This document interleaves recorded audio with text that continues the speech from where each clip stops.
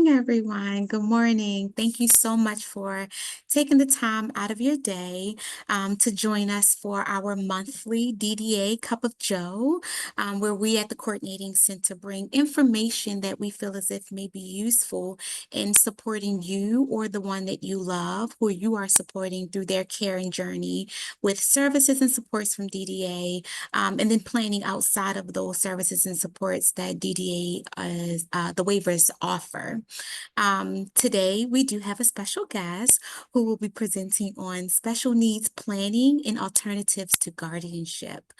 This does come as a highly requested topic from our audience. So thank you, and I hope those that did request this are here today so that you can have this information. My name is Sherelle Towns. I am the director for the DDA CCS program here at the center.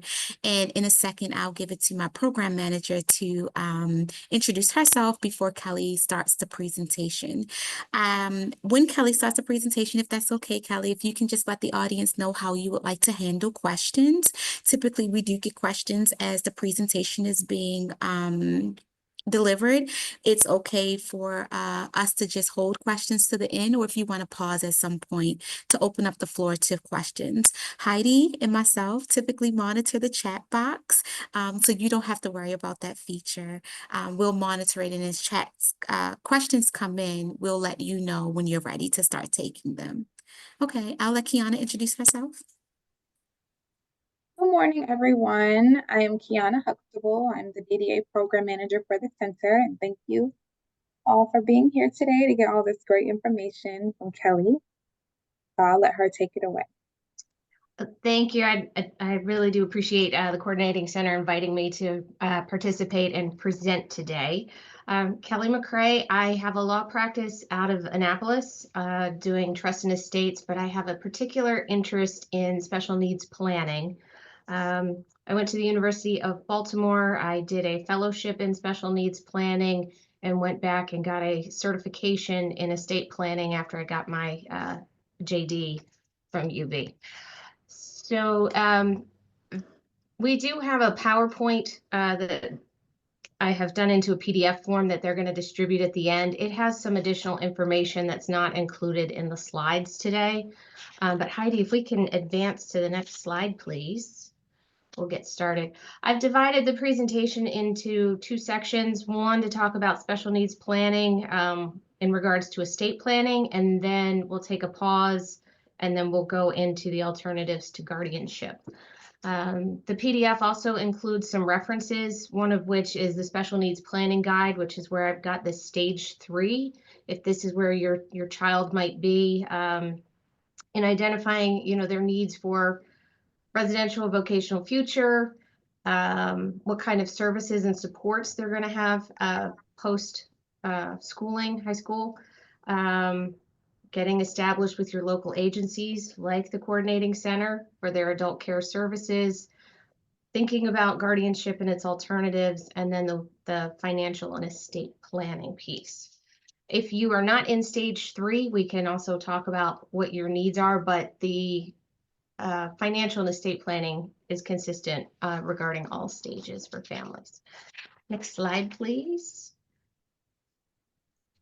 And that's where we talk about the legal factors and what is estate planning and what is an estate plan. We're going to jump to the next slide. So your estate plan would include your last will and testament. Most people know that. It could include a trust, whether it's revocable, irrevocable, or testamentary. In the special needs spectrum, the trust is important to help protect government benefits. Power of attorney and advanced medical directive. Even if your child or family member has some capacity issues, but has capacity to make decision, all of these documents will be pertinent to them as well as to yourself as a caretaker. So that's what we're going to kind of talk about today. You want to advance to the next slide for me? So one of the reasons that the special needs trust is important to have is it protects the means tested benefits for an individual. So this year, 2025, SSI is capped at $967 for an individual, $1,450 for a couple, but it has a resource limit of $2,000 for an individual, $3,000 for a couple. That is a strict limit. If you have assets over the $2,000, and this is the individual who's receiving SSI, it's important to remember, their benefit can be reduced or they can be dropped from receiving SSI. And then what goes along with SSI, possibly, Medicaid, SNAP benefits, housing benefits, they're all resource limited in order to qualify. So if we can move to the next slide. So that's where the special needs trust comes into play. There's two different types. There's a self-settled and then the third-party special needs trust. A self-settled trust will be one that is the individual's assets. The third-party trust would be assets from friends, family members, anybody but the individual with the disability. There's some key differences in these. Self-settled trust cannot have, it can have assets from a third party, but we choose not to do that. But it has to be from the individual that has the disability. There is a payback provision to the state of Maryland or any state in which the child receives Medicaid services or funding. There can be some limitations on what they can use that money for. It cannot supplant government benefits, but it could supplement government benefits. The third-party trust is the one that is created by the family members. It protects their benefits, and you can supplement or supplant government benefits with it. There is no payback provision, and that's really the big difference between the two is that payback provision. If you want to advance to the next slide. And what goes along with our estate plan is a lot of folks have heard about ABLE accounts and what that is, and it's a savings and investment account for people with disabilities. It can be used to supplement an estate plan and a trust. Oh, somebody said they're not seeing the slides on the screen. But it might not be enough to support your family member. They can only have one ABLE account per person. You can have multiple trusts per person. There's also a limitation on how much you can put into an ABLE account each year. We want to advance to that next slide.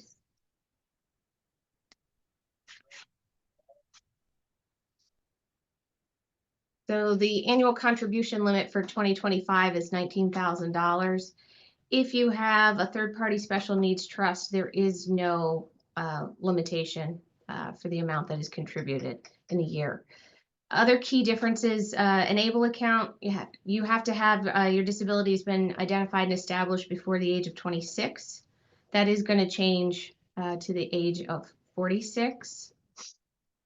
And then there is a cap on the balances. It's set by the state, but SSI benefits will be suspended when the account reaches $100,000.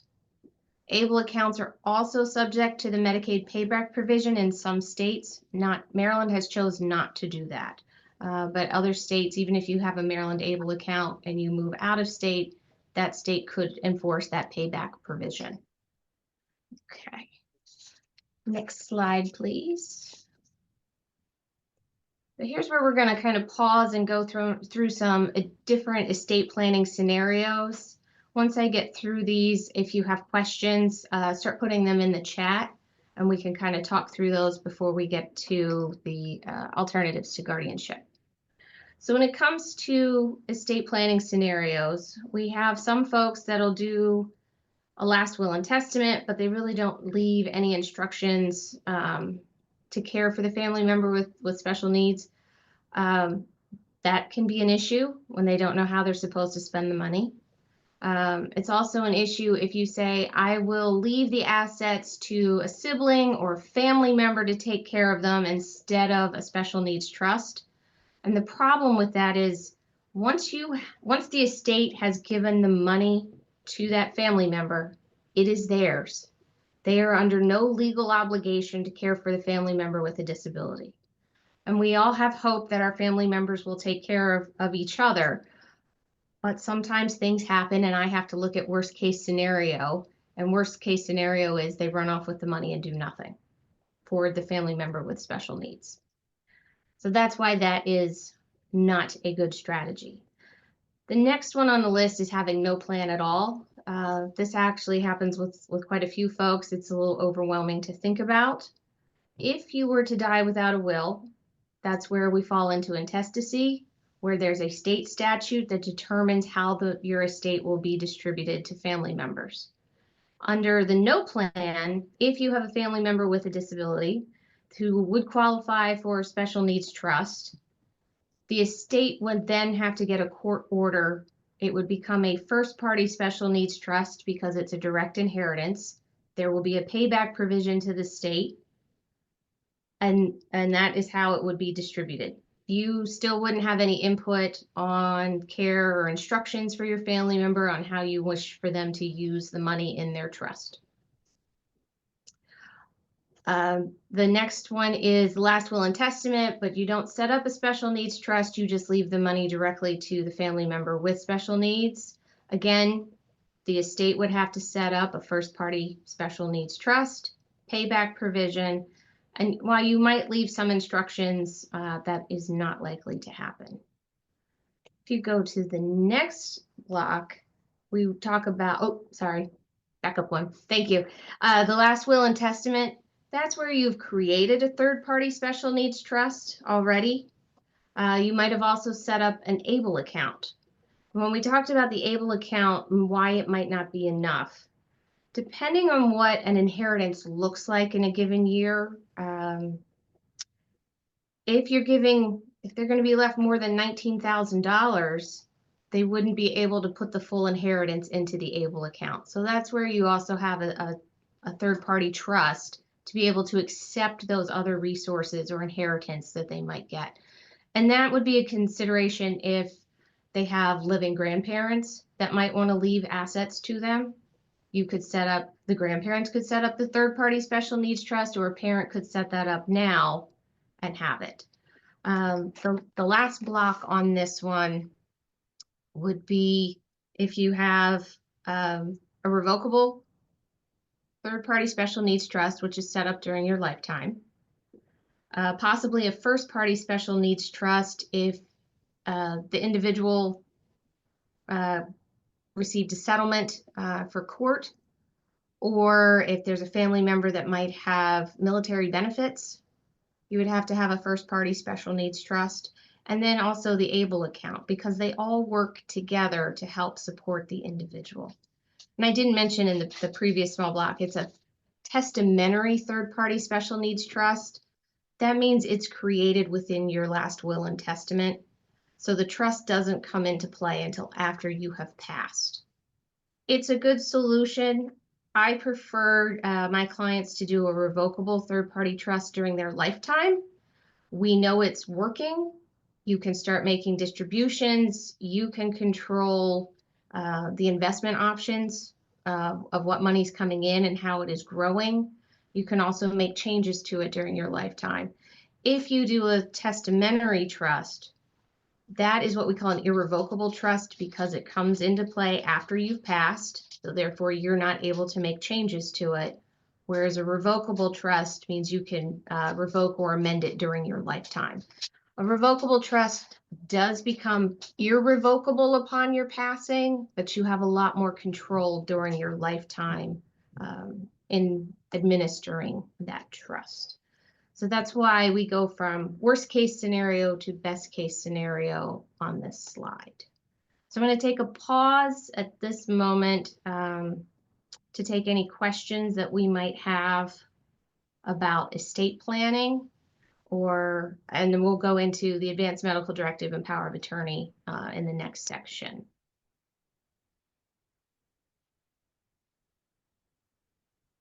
So there are a few questions in chat. Okay. Ralph had mentioned earlier the will medical directive that you were speaking of.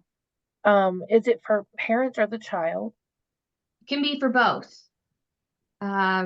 So if your child does not have a guardianship, having the advanced medical directive and power of attorney is considered an alternative to guardianship. And we'll kind of talk about that in the next section. Depending on what assets an individual has, for especially a child with a disability, a will might be important, it might not be. That's where we would just look to see what they have. If everything they own is in a trust, then they don't own anything. The trust owns it. So a will might not be important for them. But for a family member, the parents, a will is definitely a necessity for you. And then Chrissy asked, my husband and I have a special needs trust for our 21-year-old son that pours into our, Revocable trust. yes, thank you. In our name set up in Texas. We moved to Maryland in the last year or so. We were wondering if we need to set up a new set of trust, or does the Texas trust still apply even though we're no longer living there?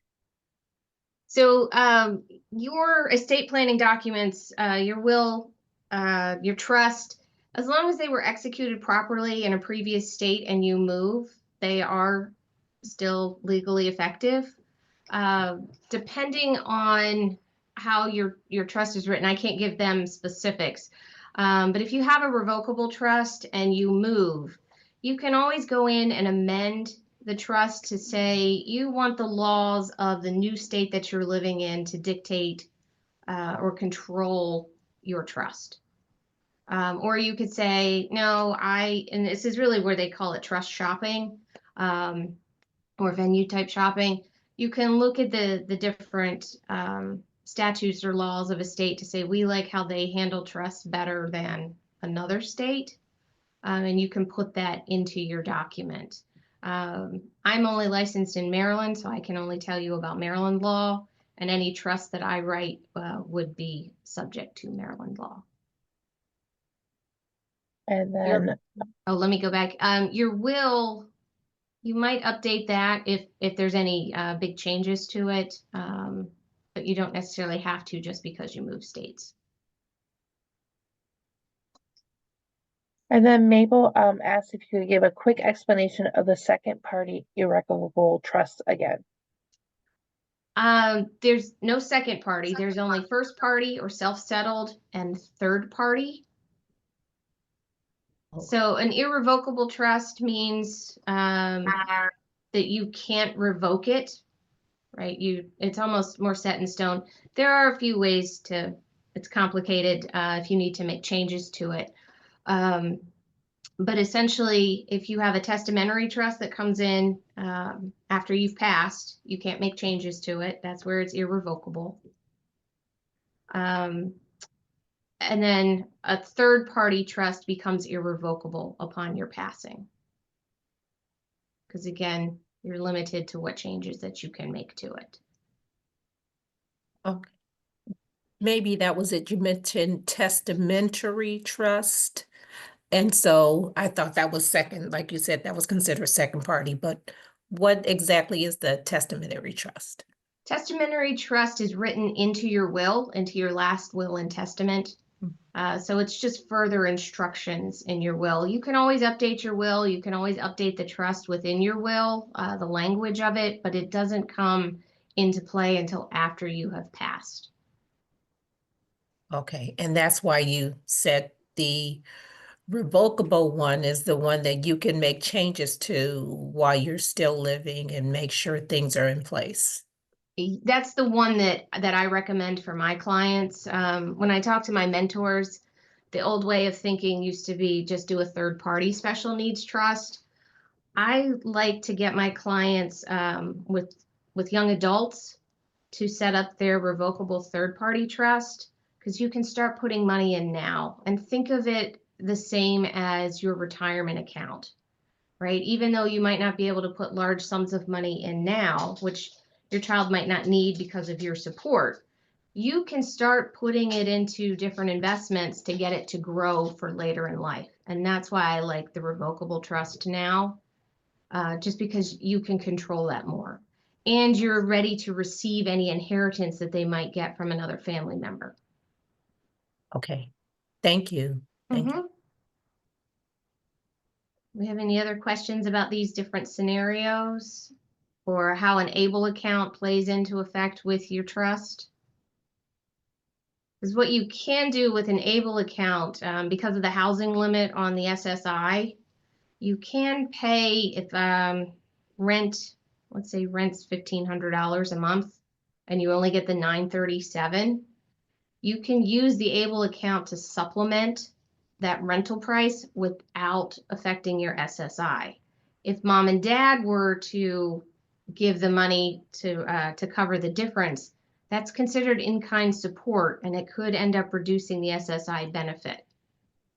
So one of the ways you can use an ABLE account with a trust is you can transfer money into the trust, and then you can do that $19,000 distribution to the ABLE account each year to help supplement for housing or other expenses.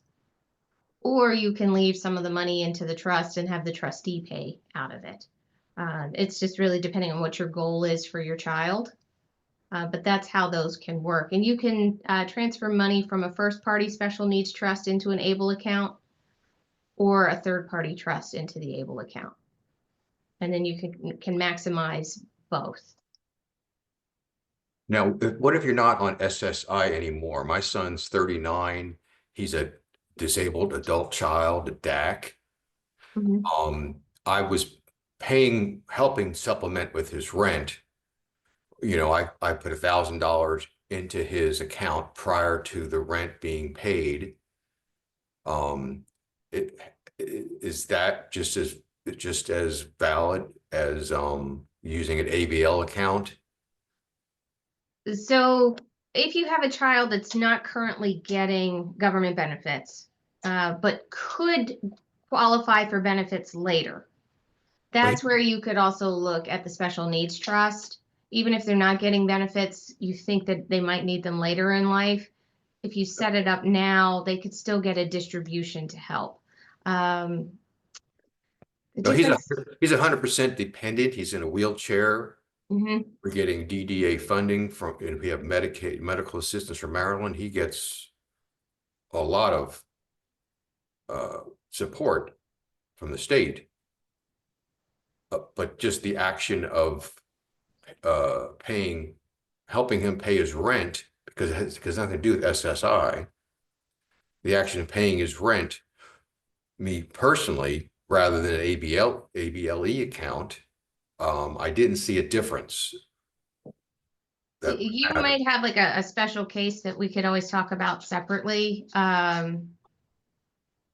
I'm not sure what else he's qualifying for, if there's any other means tested benefits that could be impacted by you giving the distribution straight to him as opposed to putting it into the ABLE account and having the ABLE make the distribution on his behalf. And that's where the fine line of some of these planning scenarios come into play is, you know, it might not be SSI, but maybe it's Medicaid or other services that have a means tested benefit that have an asset limit.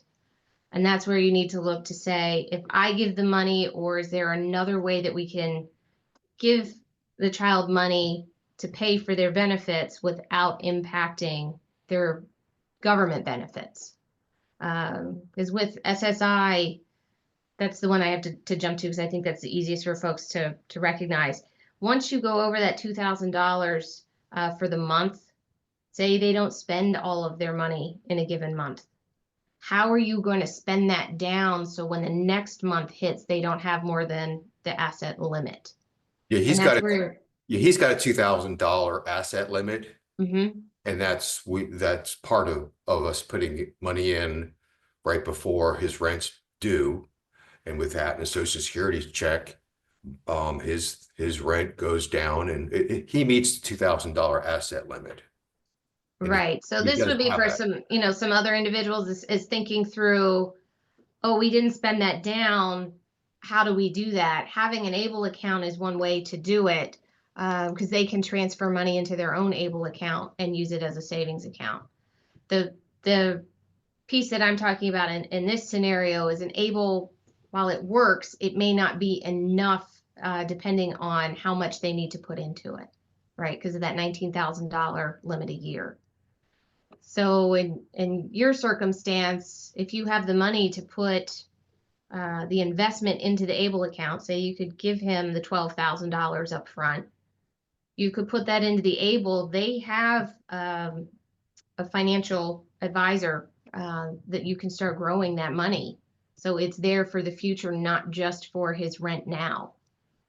I have an account, believe me, he's got the money in it, but I was going to exhaust it because for 2 or 3 years now, I didn't see the benefit. So I was going to deplete it to deplete it and continue paying on my own because we meet the $2,000 assets, and I'm not going to invest in something and worry about $15,000 or $30,000. That's the situation. I have the account and I'm in the midst of depleting it because as a DAC child, if you have SSI, that's one thing, but as a DAC child, I haven't seen it would be more of a hassle with ABLE versus me just transferring $1,000 from my checking account right before his checks due. And I did that before, years before. I just started an ABL account for 2 or 3 years now, but it was too much of for me, that was, unless someone says there's a benefit for me, I'll go back to doing that. That's where I'm at. Yeah, I think in your specific circumstance, we could probably talk about it more to say, is this worth it for you? For some other parents, it might be beneficial if they have the money to put in the ABLE, because their child is going to continue to need support for rent for years, to leave that money so it can start growing as an investment. Okay. So yeah, this is all very specific circumstance when you talk to your attorney about these planning scenarios. Does anybody else have questions about ABLE accounts or special needs trusts? The special needs trusts themselves can be very complicated, and that's why there's some additional information in the PDF that you will get. But just to reiterate the point, the first party trust has to be assets of the individual with a disability. A third party trust is everybody else that wants to save, and the individual with a disability cannot contribute to a third party trust. There is a payback provision on the first party trust to the state. There is no payback provision on a third party trust. Okay. And if you think, I don't have a lot of assets, I don't know that I could fund a trust because people with trusts have millions of dollars, that is not an accurate statement. If you have more than the $19,000, then we should start looking at what would be beneficial for your child. They have what they call pooled trusts, which means it's smaller amounts that can be pooled with other individuals to grow that investment. So there are some other options. I don't want people to think just because we're not in the uber wealthy, a trust isn't appropriate for my family. When it comes to special needs planning, that is not necessarily true. Okay, we're going to move on to the second part, which is the supportive decision making. We can go to the next slide. So in the state of Maryland, adults are presumed to be competent and have capacity to make their own decisions when they turn 18. There is legislation that talks about, who lacks mental or physical capacity. So if we can go to the next slide.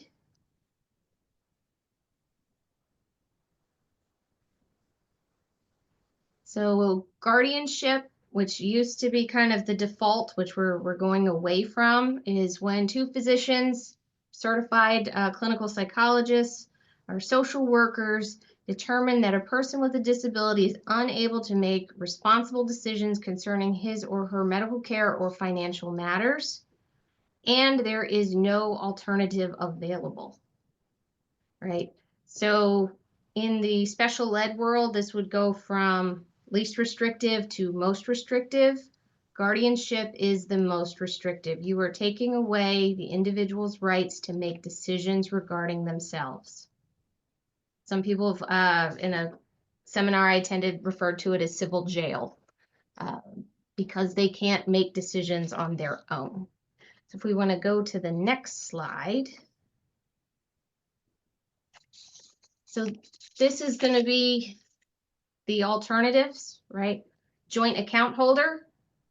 You have a joint checking account with your child. Why is that good and bad?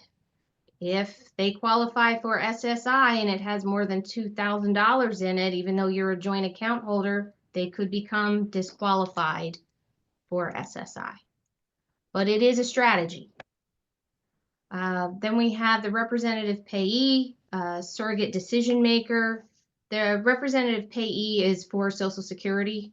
So if your child is already getting SSI or SSDI, you can be the representative payee, which gives you permission to talk to the Social Security Administration on behalf of that individual.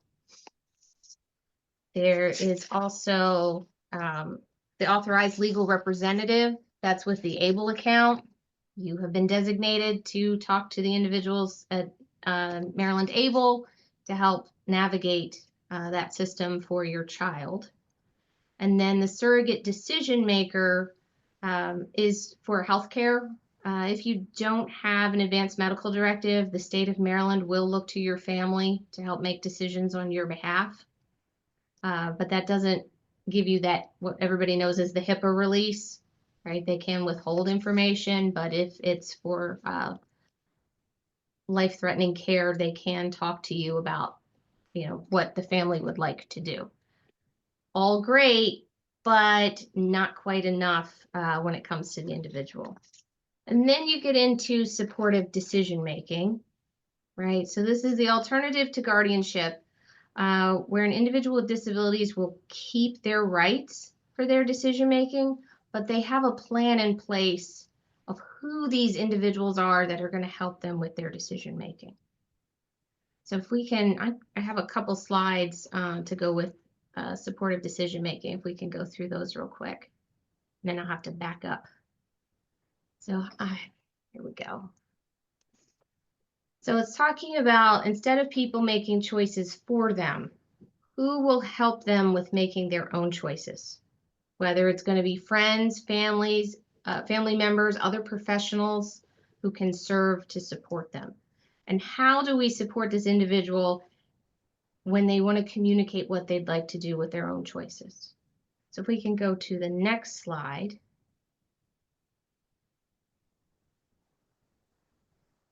So this is a list of some skills that you can kind of think through, because even when it comes to your average person, right? Not everybody is great with managing their money. Just because you have a disability doesn't mean that you're not going to be able to manage money.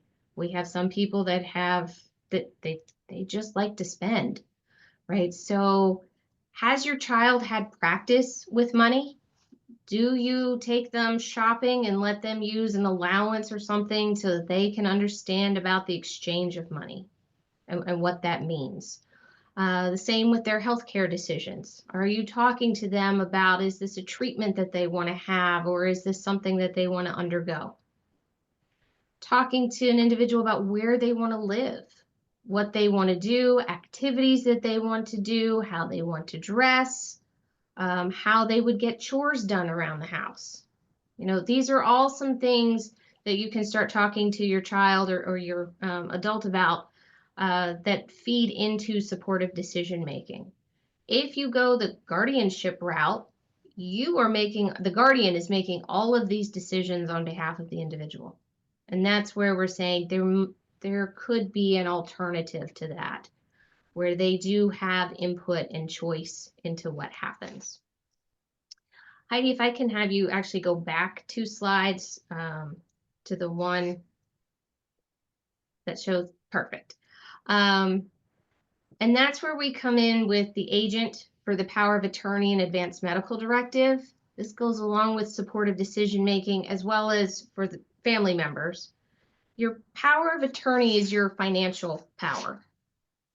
So you select an agent that can stand in your shoes when you are unable to engage in actually financial activity.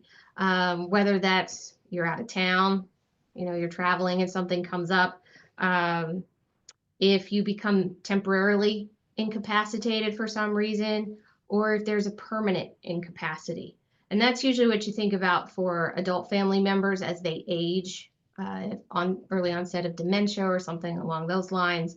It avoids adult guardianship for seniors with that power of attorney, but it can also be used for young individuals that need support with their financials. So they have a checking or a savings account. They can name a parent or friend as their power of attorney, and you would be able to go to the bank and act on their behalf. So that's what comes into play with a power of attorney. The advanced medical directive is for your medical decisions, whether you just want support in advocating for your care, or again, if you are temporarily or permanently incapacitated, there are instructions for what kind of medical treatments you want. The advanced medical directive also includes what we call your living will, that talks about end of life care is included in that. Then we get to the trustee. If you have a trust for your child, the trustee is going to handle all of their financials for them, right? They have no assets of their own. The trustee is the one that is managing their financial assets. So that's one less worry. The trustee could pay for rent. They could pay for medical care, activities, vacation. That's what the trustee is. And you've taken that decision away from an individual, but they can provide input. And then I can't even read my last one. The last one is guardianship. And that could be guardianship of the person or the property. So you'd have a guardian over the individual or over an individual's property. And that is the most restrictive of these. Okay. We can go through, advance some of these slides. Next one. This talks a little bit more about the power of attorney. It does terminate at your death.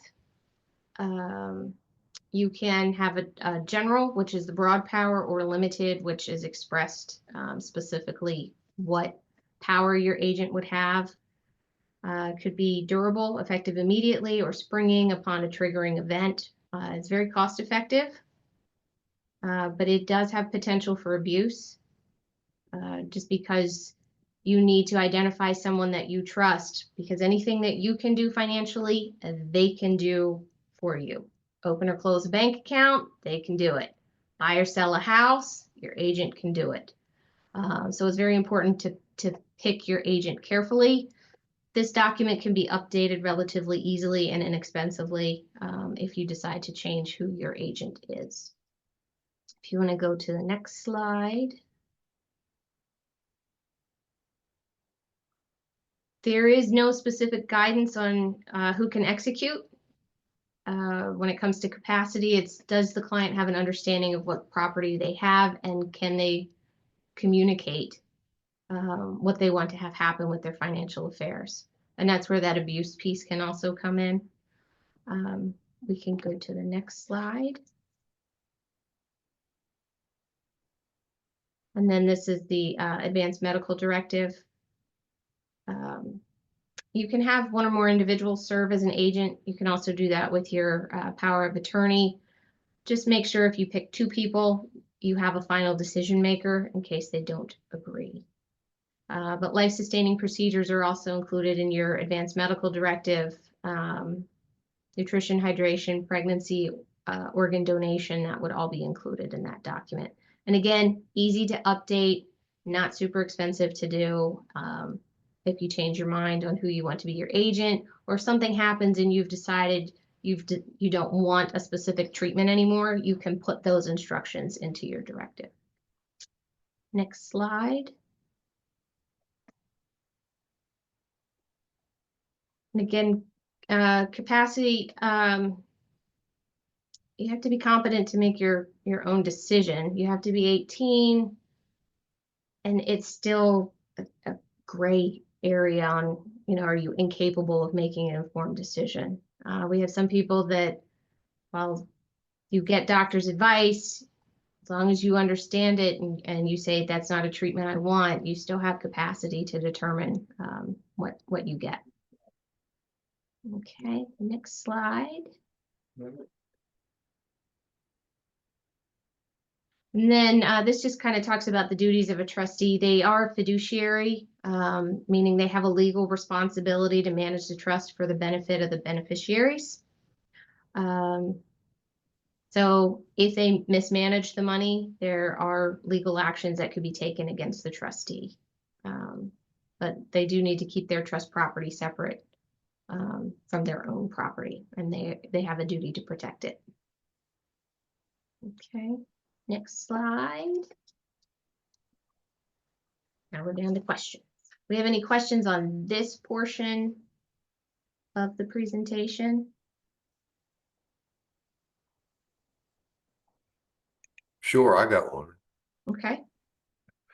So, that slide about alternatives, the 5 things, they're 5 choices, but the one in the middle, it just seemed like one in the middle. The And supportive decision-making block, what's the one to the right of that? the power of attorney and advanced medical directive. Yeah, like it sounded like those are the 2 things of, because we had a limited guardianship in New Jersey. Limited meaning it was for financial and medical. Mm-hmm. I could ask the question of first, whether that's still valid in Maryland, the limited guardianship we have in New Jersey. That would be a little too specific for me to answer right now. So it seemed like, oh, what if there was a power of attorney that our son signed, that it's not like that I had from my dad, that it only works when he is incapacitated. It's whatever level so a power of attorney would be the financial, and an advanced medical directive would be the way to handle something that when he goes to see a doctor, the doctor says, we need to do this, we can answer for him because he really doesn't have the ability. So it seems like those are the 2 ways of eliminating the need for a limited guardianship. Using the power of attorney and the advanced medical directive is a strategy of this supportive decision making to not have to go the guardianship route. But again, it depends on their capacity to make these decisions. So if they have no capacity to understand medical treatment or care, they may not be able to execute an advanced medical directive. Right? You have to have some understanding of what's happening or what is being communicated to you.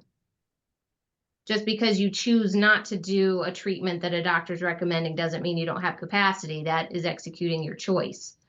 But do they have an idea of what is being asked of them, and can they make an informed decision about their care? That's really where the capacity piece comes into play. Who decides that? You work with doctors to determine that. Okay. And that's where you may have a limited guardianship that says, maybe they can't make medical decisions for themselves, and that's where the limited guardianship comes into play, is that you're there to help make medical decisions. Lastly, the agents for these would a parent be an obvious choice, possibly, especially with until they get older.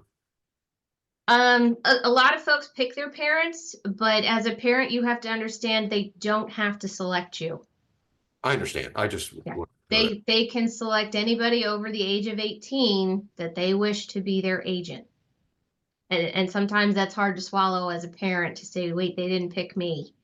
But that can happen. Or they could initially pick you and then change their mind and say, I want to pick someone else. So it's just kind of knowing that up front.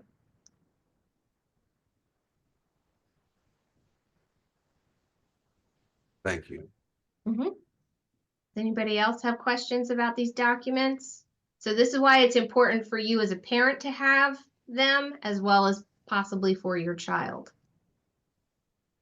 And I tell folks when I work with my clients who do a power of attorney, especially for themselves, right? Just because you sign the document and you have selected your agent does not mean you have to give a copy of the document to your agent right away, right? You still have control over it. You can say, if something happens to me, here's where you can find it when you need to use it, but you don't have to turn it over right away. So you still maintain your power and control over your finances.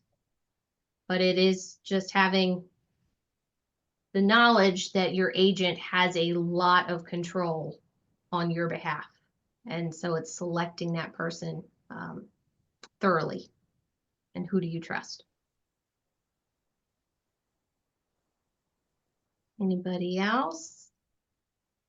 So Heidi, if you go towards the very end, I do have a list of some resources for folks.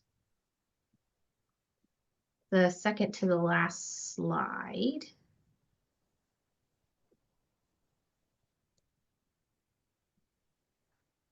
Oh, wait, I took it out of that. I'm so sorry. I left it in the original. There is the book, The Special Needs Planning Guide. There is a list for, or a link for the Guardianship and its Alternatives, a handbook in Maryland. Then the Maryland Developmental Disabilities Council also has a Planning Now Future and Estates Planning Guide, which I think is an excellent resource. And then I also included a link for the ACLU for Supportive Decision Making Resource Library, just to give you some other places to look for information. But if anybody has specific questions regarding estate planning or guardianship, you're welcome to email me. I meet with all of my clients virtually. And then if you decide to hire me, we'll do everything, like I said, virtually, and then I come to you for the document signing. I have appointments evenings and weekends, and all of my forms are done electronically so that you can complete them on your own time without pressure, so that you can really think through your choices. And then I also will meet with your financial advisor if you have one, to kind of talk through what the plan is. And if you don't have one, I do have some resources available to help you find one.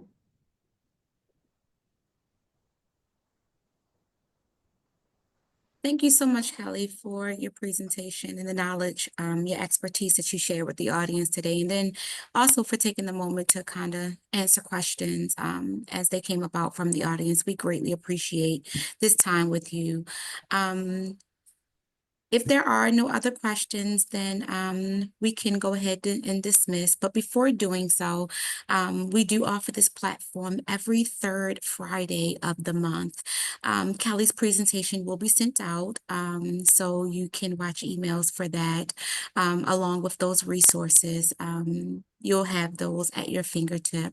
Our lovely Heidi will make sure that that happens. The third Friday of every month, we do offer this platform, various topics. Next month, we will be focusing on enhanced supports, more specifically personal supports enhanced. We'll be providing information regarding that. So pass along the word, please. This platform is open to anyone who wishes to attend. You do not have to be or consider the Coordinating Center as your CCS agency in order to participate. It is most important to us that we are getting everyone information that they need to make informed choices for themselves and the ones that they support. So thank you once again for attending, and I hope that everyone have a great weekend. Thank you. Great. Thank you, everybody. Thanks, Kelly, so much. Sure. Have a great day. Thanks. Bye. Thank you.